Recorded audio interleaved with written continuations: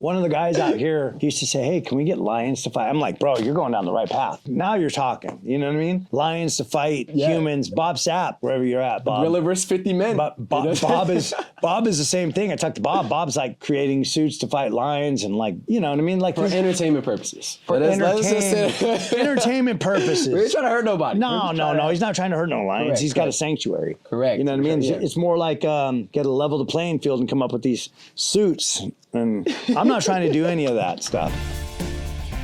Yo, what's going on, everybody? Welcome to Username Taken, and oh my goodness, thank you for coming back to another amazing episode. We got a special guest for you today, but before we get to that, I just want to say once again, we're on the new channel. If it's your first time here, you get the pass. Second time here, make sure you're subscribed, because what are you doing? You're here twice.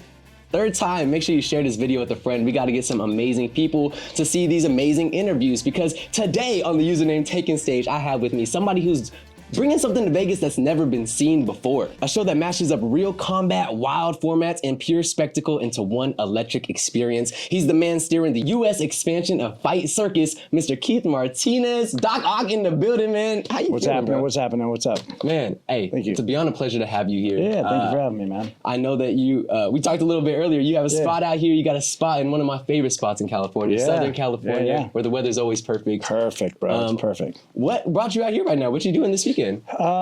So, like you said, we have the expansion to from Asia.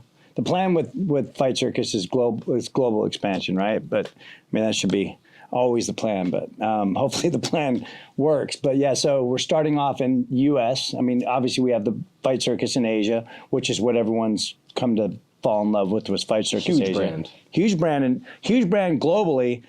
But, you know, Asia is our dominant market, and now we're coming out. People have been waiting for this product to hit U.S. soil, so now we're getting ready to embark on that.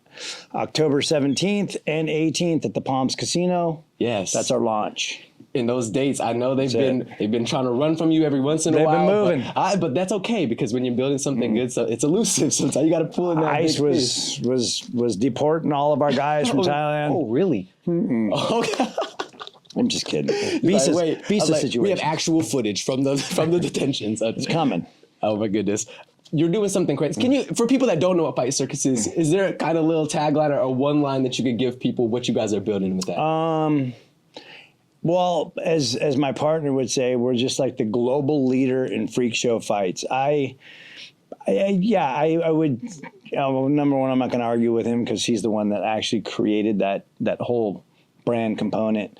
But I would say that we're just like an entertainment vehicle. A lot of like really crazy things that like you could sit there and imagine and maybe play on a video game, but just couldn't do in the United States because we have so many rules.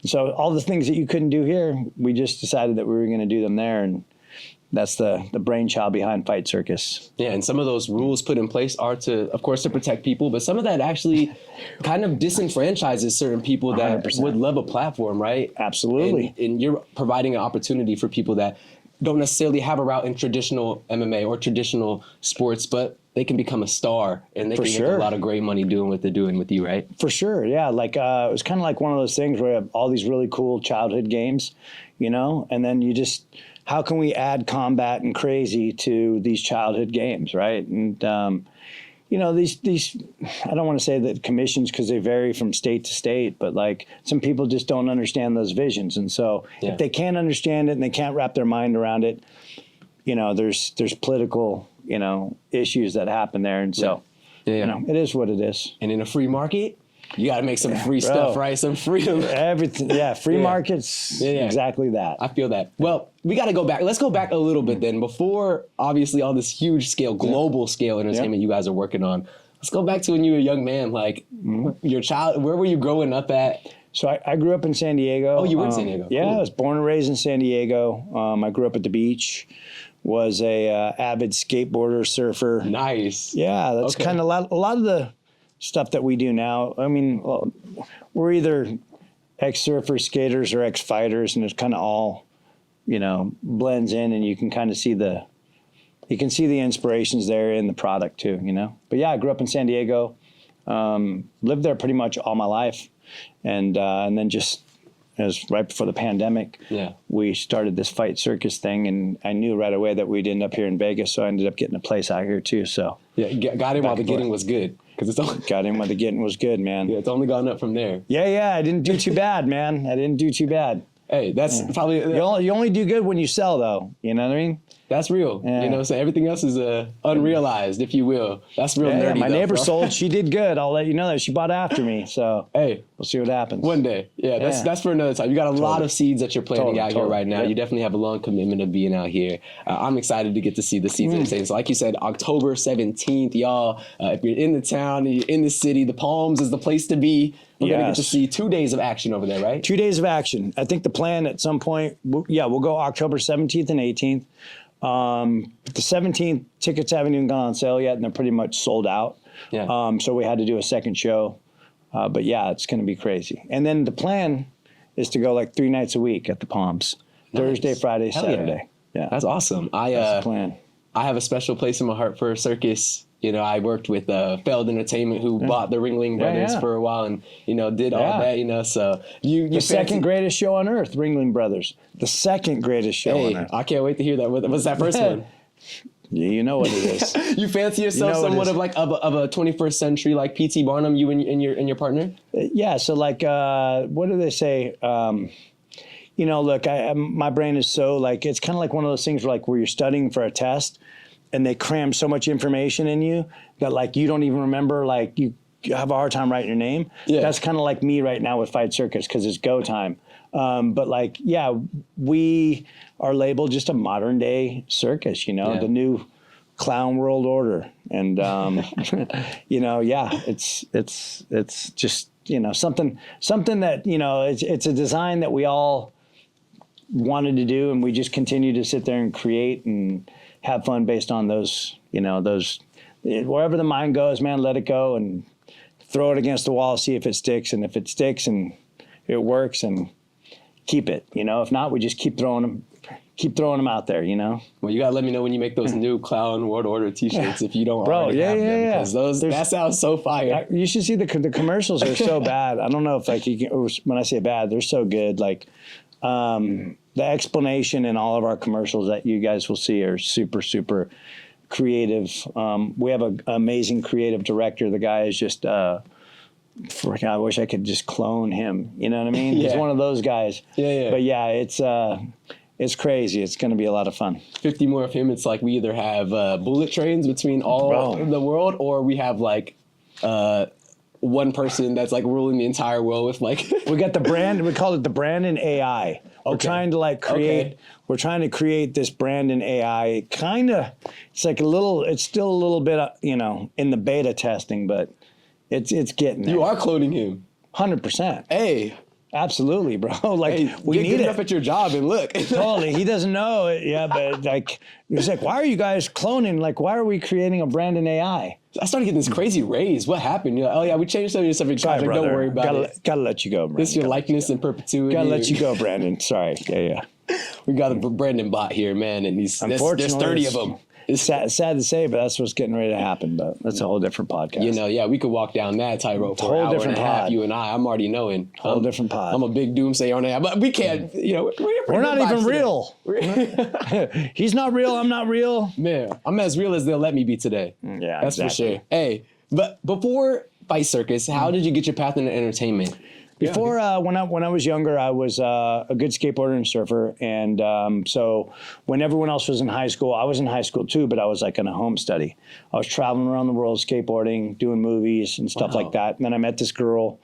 Of course, it's always I met this girl. It's always, and then I met this girl. But I met this girl. She worked for MTV, and she was super cool, and she liked me, and I liked her, and. She used to always tell me, like, hey, when the time's right, because MTV back then and MTV now, we're going to make MTV cool again. We got to do that, right? I'm going to make that hat. Make MTV cool again. That's it. That's the hat. Don't steal it. But yeah, back then it was like one of those things where you walked in with that logo or that icon on your back, and Yeah. I'd come walking in with guys like Leonardo DiCaprio, and like they all saw him, and they but they knew that he was just Leo. But me, I had something that could benefit them, right? Right. And so, Platform. I had a platform. And so, I got into the entertainment space at a young age. In fact, I believe when I first started with them, I wasn't even really old enough to get into nightclubs and stuff like that. Okay. And, and that went on for a long time, almost a decade. And that was, that's kind of what landed me in the Fight Circus space, coming from the entertainment, entertainment world. And so, that's it in a nutshell. You definitely got around the right people, that's for sure. Especially at the golden age where where that surf culture, that skate culture, that music video culture. Bands, Warped Tour, man. Swatch Tour. Right. MTV, Spring Break Jams, The Grind, all these shows that were just like that paved the way. All the shows, and I did I was a casting coordinator, so I did all the casting. It was great, man. Like, you guys know from being in production and doing and being in the space, it's like, we would have lines wrapped around and we didn't have the internet back then. I'm dating myself. Correct. We didn't have that monoculture of everybody was watching these things and they wanted to be a part of it. You would just somehow, the word would go and the buzz and all this stuff, and there was grassroots guerrilla marketing, and we had I had a lot of money. I had MTV's money, Viacom's money. Yeah. So we had radio, we had television, we had all that stuff. I had a huge team, but it was different back then. But yeah, the vibe was insane. We're trying to bring a lot of that whole environment back with Fight Circus. That whole hey, it's not just a show. You're not just showing up to the show. It's an event. What's going to happen before? Yeah. What's going to happen during? What's going to happen after? One of those things where people are talking about it before, there, and after. Starting to get that culture really building around the experiential event side of it. And 100%. Tying narratives between your events. Yeah, absolutely, bro. Yeah. Absolutely. No, that's beautiful. I'm excited to see it. Yeah, me too. When did you and John Nett first collaborate about Fight Circus and get to have that conversation? My buddy who's out here right now, is like the backdrop is they did their first show. It was I don't remember what the date was, but that thing hit the internet, and it was funny because there was a guy that I knew, I still know him, a guy that I know had this idea for this clothing brand. Mm-hmm. It was very similar to Fight Circus, right? And I got a call that night. I was actually just on YouTube, and I got a call that night from him saying, "Hey man, did you see this thing that happened?" Because it was during the beginning of the pandemic, so people were glued online, and this thing came across the airwaves, man. I wasn't even big on messing around on YouTube at the time. It was one of those things where it just happened to have it got so hot the night that they put that thing on, and the next day it just blew the internet up. And I saw this thing and I was like, wow, bro. And like I said, my friend called me up, and I went to sleep, and I, obviously still thinking about it. And then the next morning, I got a phone, next morning or day after or something like that. Yeah. I got a call from this fight promoter in Australia who knew I worked for MTV before. And he called me and he says, "Hey man," he's like, "Did you see that shit that just happened?" And I'm like, I think I know what you're talking about. Which is crazy, yeah. Yeah, which is crazy, right? I do. And he's like, "Those guys are my friends." He says, you want to talk to them? I'm like, normally I would say no. It's why am I going to do people always think that they're going to drag me back into the entertainment space. Right. But I'm like, absolutely, get me on the phone with those guys. And so make a long story short, they contacted me and we're like, let's do this. And so, here we are. You crave that moment. You want to create many of those huge viral moments that keep you up at night. I think that that this product, if you really, really do a deep dive and you take a look, none of these guys were set out to be any type of, when I say this, John Nutt's a performer, right? He's an absolute, the guy's a savage performer, and he's a tireless, just animal. The guy will literally create content all day long, you know, but he's not what I would call an influencer. Has he influenced? Absolutely. The guy's we go anywhere in the world and people oh my God, you're that guy that did this and did that, right? So you can call him that, but it was just one of those things where, man, this guy, just this vision that this guy had, and not just had, but this vision that this guy has, is just crazy, bro. And when I experienced Fight Circus 1 and all these other things, like, these guys didn't put it out to like become like these viral. They put it out to entertain people. And I'll tell you what, if you go back and you take a look, go back and watch Fight Circus 1, Fight Circus 4, go take a look at those things, Fight Circus The Running Man.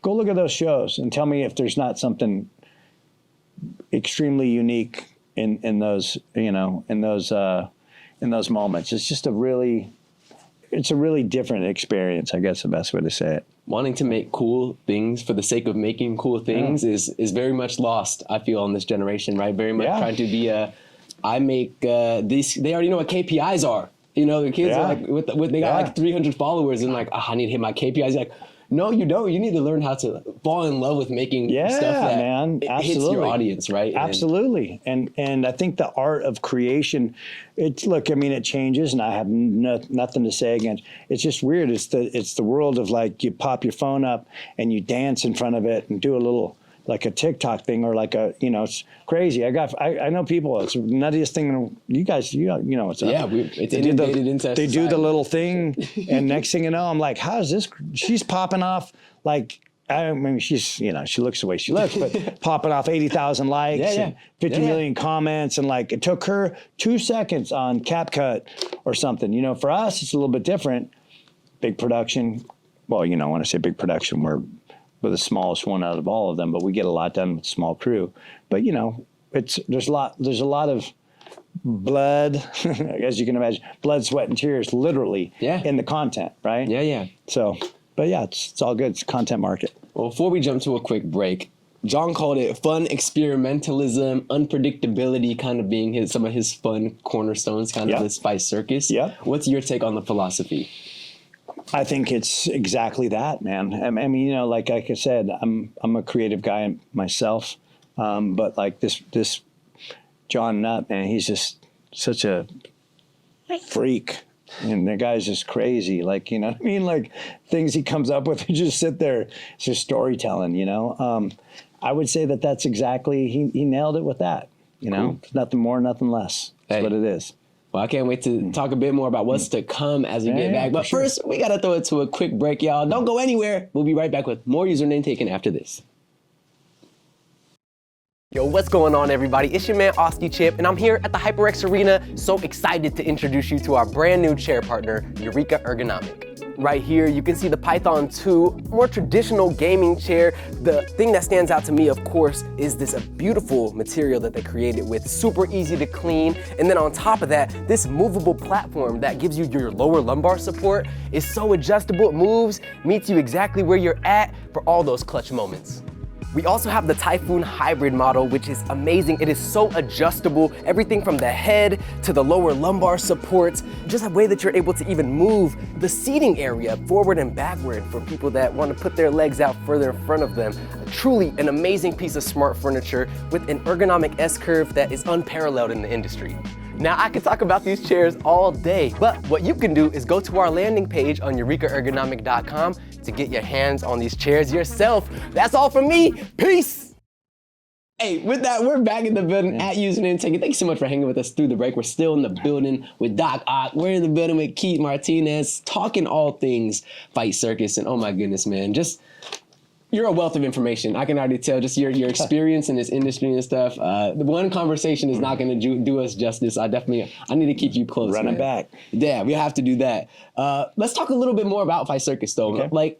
We spoke on it kind of a small piece earlier, but a lot of your matchups are not your conventional pro meta matchups. If you're a gamer that are with us today, it's not the meta matchups it's a lot more unconventional, a lot more. Sometimes shock factor being a part of the fight.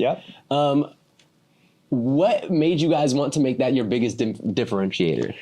I don't even know if it's that we so much wanted to or we set out to do it. Like I would, you know, like I said in the beginning, the design team was John and a handful of guys in Thailand, you know, Luke and Brandon, and they would just kind of like hit the war room, I guess the best way to say it, and they would just spitball stuff. A lot of it the inspiration, like I said, was coming from like childhood games. You know what I mean? So like, you know, you got like musical chairs. Remember when you were a kid and you play musical chairs and like odd man out, you're out, you lose, right? So like in musical chairs of doom, as you can imagine, you know, you got your musical chairs game, and then all of a sudden, you know, the guy that don't get the seat, he's in the red corner. Yeah. And keep going, guy that don't get the seat, he's in the blue corner. And guess what you're going to do, loser? And guess what you're going to do, loser? You guys are going to fight. You know what I mean? Yeah. And loser don't get into this competition anymore. Well, everyone got paid the same. It's just everyone got paid the same. It's just one of them was going to have to fight, and the other guy was going to have to fight. So it's like, you know, I'll tell you this. I don't know if I guess everyone might be different, but if you told me that I could show up tonight and get a paycheck and I didn't have to bleed, I get the same paycheck as the man that bleed. I'm going to try so hard to get that chair.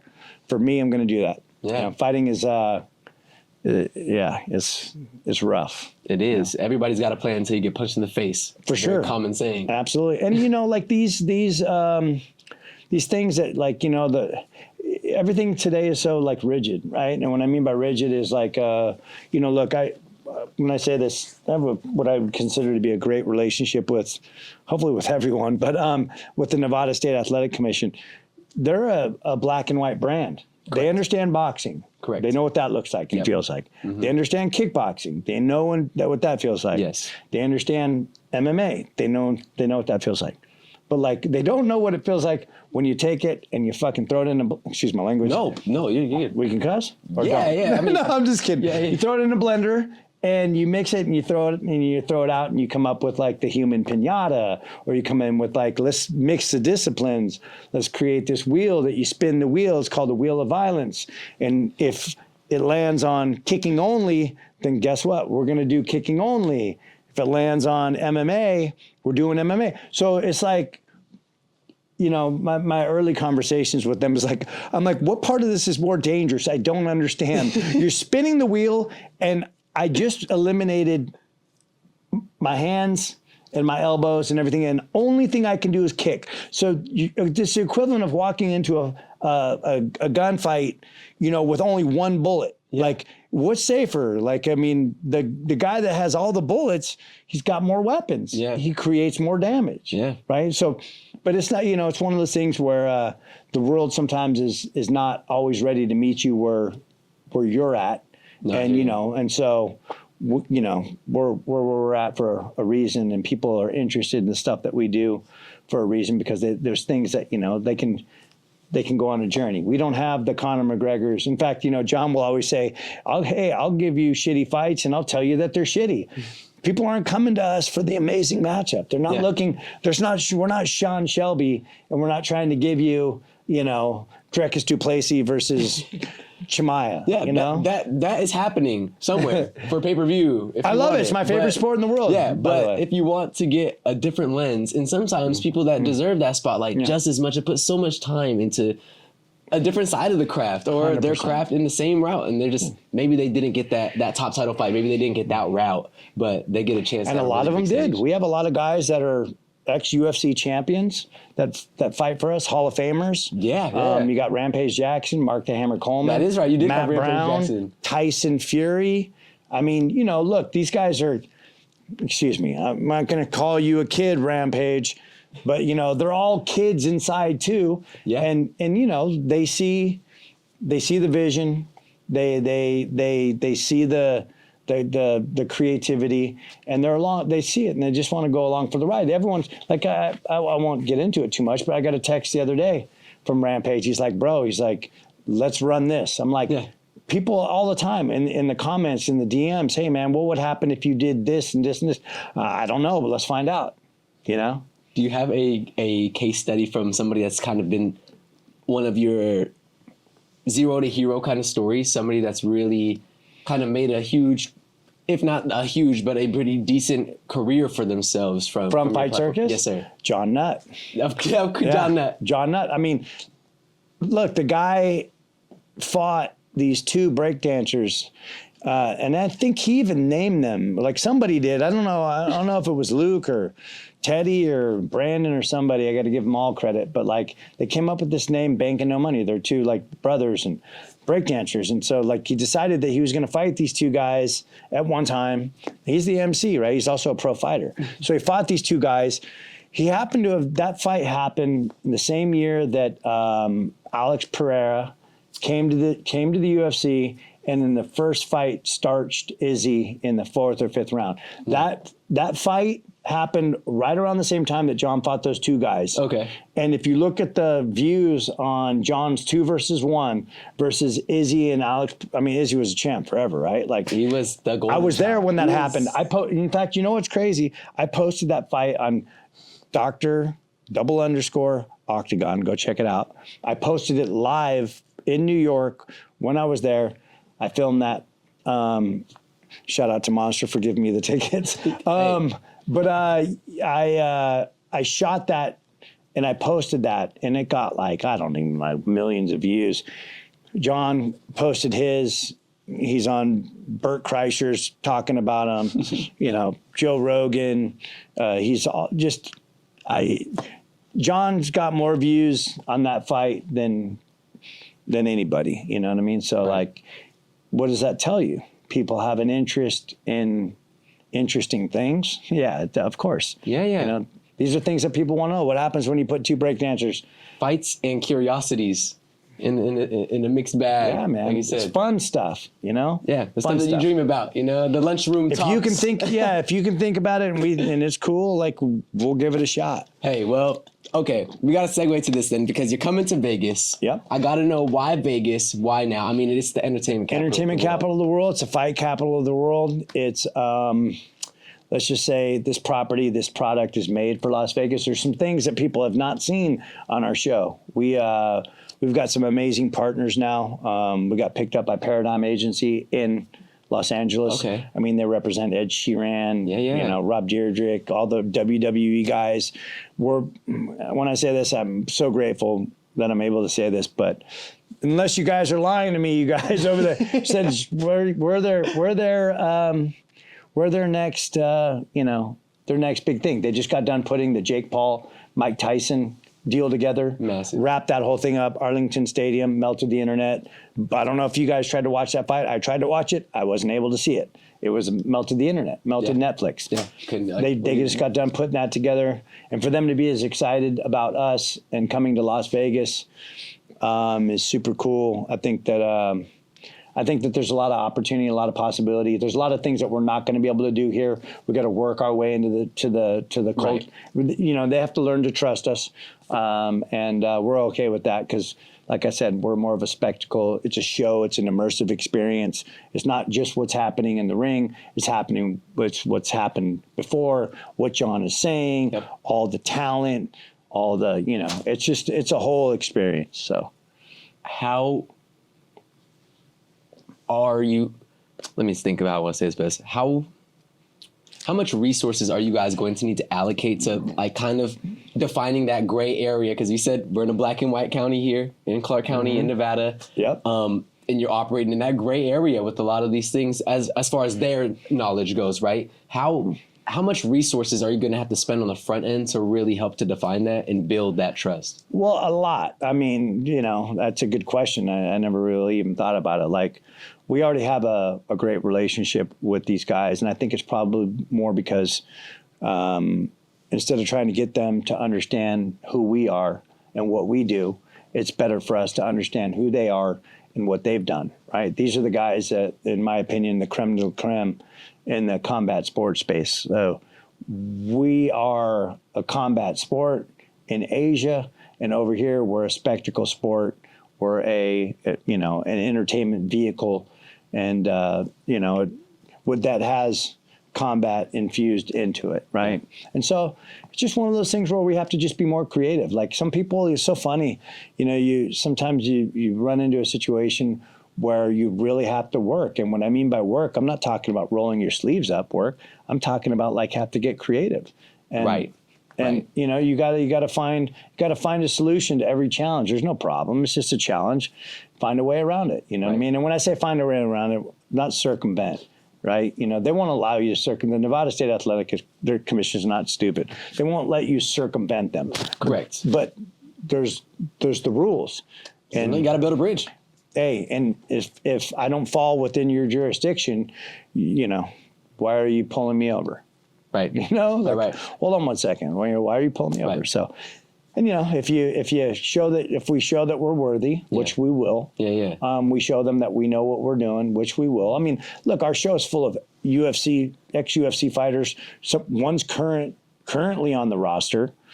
My business partner, who's an official. Yeah. You know what I mean? Like, I mean, it's one of those things where we know what we're putting together, and it's gonna be cool, and they'll respect it. Prioritizing that clean and accountable relationship with the people, the powers that be, but also prioritizing safety. Nobody's better at hurting people than a trained killer, and not like hurting them. You know what I'm saying? Like those guys, they train and they know how to roll to their limits without hurting people. Absolutely. And there you go. It's almost, that's exactly what it is. And that's the part where like, it took a little bit of explaining. Like the definition of unarmed combat is my goal is to shut you down, put your lights out, to inflict.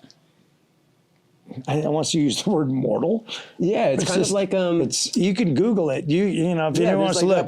There's that point. We can all see it. If you watch combat sports, there's that point where everybody goes, "The fight is over, bro." That's where put they get the other to. guy's life to incapacitate the other guy. Correct. You know what I mean?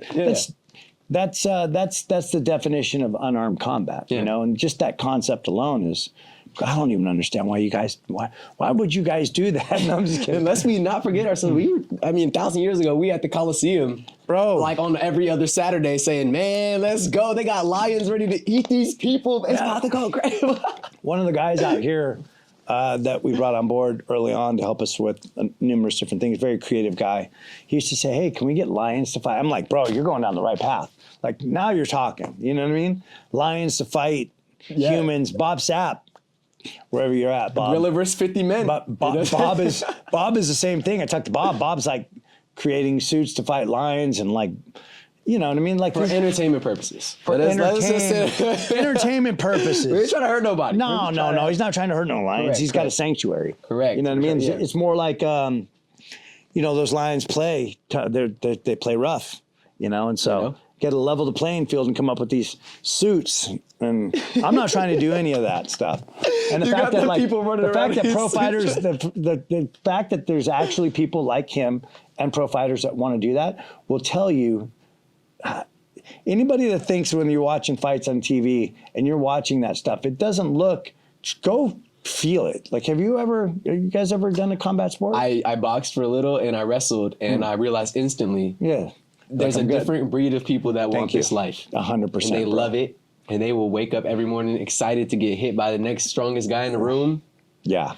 And I valued more. It's for my chin. It's weird because I'm a avid mixed martial artist myself, right? I love this. It's a beautiful path. I love it. But there's a difference between where I'm willing to go and where those people are willing to go. So it doesn't surprise me that they're talking about putting on hippo-resistant suits and swimming and letting the hippo bite them and stuff like. Because I'm like, they're built different. Yeah, you know? They want to know. Hey, I have one life. I want to see how far I can take myself. What happens when a lion attacks me with a lion suit on? I don't know. I don't care, man. That's not like that's not something I woke up this morning and thought was a good idea to find out. You know? It's just not on my same guys that were cutting like 30 pounds in high school though to make weight for stuff. Like they're just built different. They're ready for that. King David, shout out to King David, who was supposed to be here. My fault. No, we'll get him in. Yeah, my fault. He is getting ready to fight. And you can just see, you know, these guys got to cut weight. Like this cutting weight alone is crazy. That's a fight. That's the fight. That's the fight. Yeah, for sure. I've had a couple brothers that they're still very adamant in their path. They're trying to go pro, trying to go through a lot of, and just that process. They do some vlogging and stuff. I'm always like, bro, I had to skip through this part, man. I can't watch you in the hot tub with this towel on, you dying. Like I'm sitting here thinking about like we got Tacos El Gordo next door, and these dudes are like right now, like I gotta remember who I'm talking to. I can't remind them that Last week we were at Tacos El Gordo. This week you're rubbing hot bomb and sitting in saunas for 52 hours. Yeah, man. Yeah, man. I've had 3 almonds and like a cotton swabs today. Like, bro, pray for you. I'm gonna just pray for you. I'm gonna eat double for you now, bro. Absolutely. On an expansion plan, just a little bit of a super high level. What's your dream for your first kind of iteration of course, the live events, but like past the event, the content you want, streaming, you're looking at merch. So you guys are looking at. I'll tell you. I'll let you kind of in on a little bit, like a little glimpse of like what we're doing. We turned Fight Circus into this content factory, right? Which is like, we're so like all over the place on what we used to do. We used to just like be like, okay, well, look, let's let Mark Coleman or Matt Brown come in and film this thing on their potato. And like, that's how the people had to watch it. It was like, really try to keep it like as underground and authentic as possible. Then we've had the big production crews, Fight TV and stuff that would come in, Triller and we would do all that stuff. Now we've got like a different type of experience now where we've got all these IRL streamers coming in, and these guys are like strategically placed in various locations throughout the spot, and they're streaming to their audiences and stuff like that. Because for us, at the end of the day, the end result is the product, right? And like how this product gets pushed into the community right now is not such a big concern for us. People get so stuck on that, like, oh, I want this all roads point to me, my stream, and like, and I get that, I get that, but like our path is currently a little bit different. We're going to try things and we're going to experiment. And then it's not just what's happening inside that ring. Like, I mean, for us, we've got things going on. We've got like, I don't want to give too much because I want the people to walk in and be like, wow, but they're not going to just walk in and it's just like you would a typical sporting event.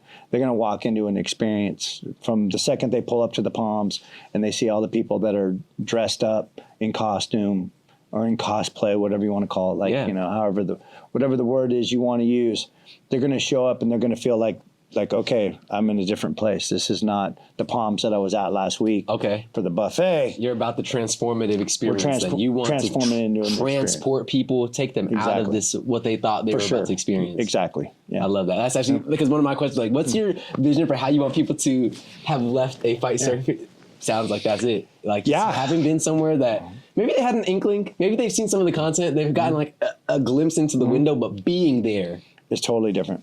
Yeah, it's a different experience. There's a lot to experience in Fight Circus, especially when I say the new show. We've already done this show. We just haven't let it out yet because, we got conversations going on and they want to make sure that last show that not the last show, it was 2 shows ago, that show that we keep that one in the can. It's part of the broadcasting deal that we're discussing. Okay. And so, soon people will see, they'll be able to come see it for themselves. And so I can't wait. There'll be a lot of cameras out doing a lot of this at that show. You know what I mean? Like, I'll give you this. Our boxing ring, people will be talking about our boxing ring. The thing is on airbags, like a lowrider. Psst, psst, psst, psst. It's got its own life, Yeah. Whoa. Whoa. Hey. There's more to that.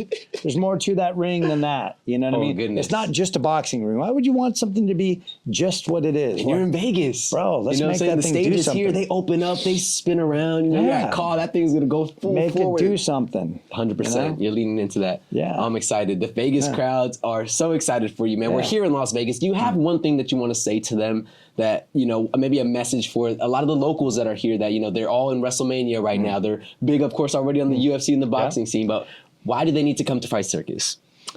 Well, they need to try to come. When I say this, our venue is like super small. The message that I would have to you is if you can somehow find a way to keep an eye on the ticket sales, because the venue is small and quaint for a reason. Yeah. We like that vibe. We're not a big arena, currently not a big arena vibe.